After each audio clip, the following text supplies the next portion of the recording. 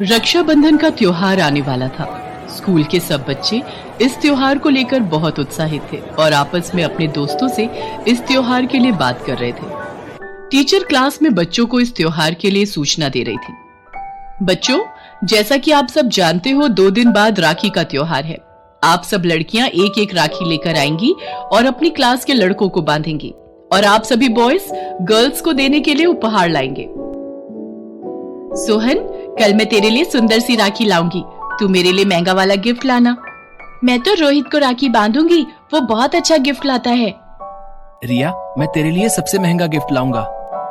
सोहन, कुछ भी हो जाए, हम सब लड़के माला से राखी नहीं बंधवाएंगे, पर टीचर जबरदस्ती बोलेंगी तो क्या करेंगे? अरे, हम सब कोई ना कोई बहाना मार देंगे। उसकी शक्ल तो देखो, मुझे तो ये माला बिल्कुल अच्छी ही नहीं लगती। क्लास के सब बच्चे माला से नफरत करते थे। माला एक अनाथ लड़की थी, उसका इस दुनिया में कोई नहीं था। माला सुमन को एक ट्रेन के डिब्बे में लावारिस हालत में मिली थी। तब से लेकर आज तक सुमन ने ही माला को माँ की तरह पाल पोस कर बड़ा किया था। सुमन उसी स्कूल में सफाई का काम करती थी। महीने की तनख्वाह में से हर महीने पैसे कटवा कर वो माला को पढ़ा रही थी। माला सुमन के साथ घर जाती है। रास्ते में माला सुमन से कहती है, माँ, कल क्लास में सब लड़कियां लड़कों को राखी बांधेंगी, मुझे भी एक राखी खरीदनी है। मैं भी कल क्लास में राखी बांधूंगी। ठीक है माला बिटिया, वो सामने दुकान पर राखियां बिक रही हैं, चल मैं तुझे वहां से राखी खरीद देती हूँ। सुमन माला को दुकान से राखी खरीद कर दे देती है। अगले दिन माला राखी और मिठाई खरीद कर स्कूल पहुँचती है। आप सब लड़कियां क्लास के लड़कों को राखी बांधेंगी और मिठाई खिलाएंगी, बदले में सभी लड़के उपहार देंगे। टीचर के कहने पर सभी लड़कियां क्लास में बैठे लड़कों को राखी बांधने लगती हैं। कोई भी लड़का माला से राखी नहीं बंधवा रहा था। माला उदास चेहरे से क्लास में बैठी रहती है और वो बार बार अपनी राखी को देखती है। सब लड़के क्लास की लड़कियों को बदले में उपहार देते हैं। सब लड़कियां राखी बांध चुकी थी।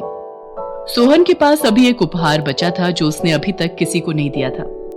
सोहन, तुम्हारे पास एक उपहार और है ना? एक काम करो, माला तुम्हें राखी बांध देगी, बदले में तुम उसे वो उपहार दे दो। माला से अभी तक किसी ने भी राखी नहीं बंधवाई है। नहीं मैम, मैं माला से राखी नहीं बंधवाऊंगा, ये मुझे अच्छी नहीं लगती है। मैं ये उपहार रिया को दे दूंगा। नहीं सोहन बेटा, ये गलत बात है। माला बहुत अच्छी बच्ची है, वो तुम्हारी क्लास की स्टूडेंट है। अगर तुम उससे राखी नहीं बंधवाओगे तो उसका मन दुखेगा, इसलिए चुपचाप उससे राखी बंधवाओ, ये मेरा ऑर्डर है। मैं इस माला को तो छोड़ूंगा नहीं, इसकी वजह से सब बच्चे मेरी हंसी उड़ा रहे हैं। सोहन ना चाहते हुए भी माला से राखी बंधवा लेता है, पर मन ही मन वो बहुत गुस्से में था। टीचर के जाने के बाद क्लास में सब बच्चे उसका मजाक उड़ाने लगते हैं। सोहन, आखिर तुमने माला से राखी बंधवा ही ली। मैं तो तुम्हें उसी समय कह रही थी कि दोनों उपहार मुझे दे दो, तुमने ही कहा मैं एक ही दूंगा।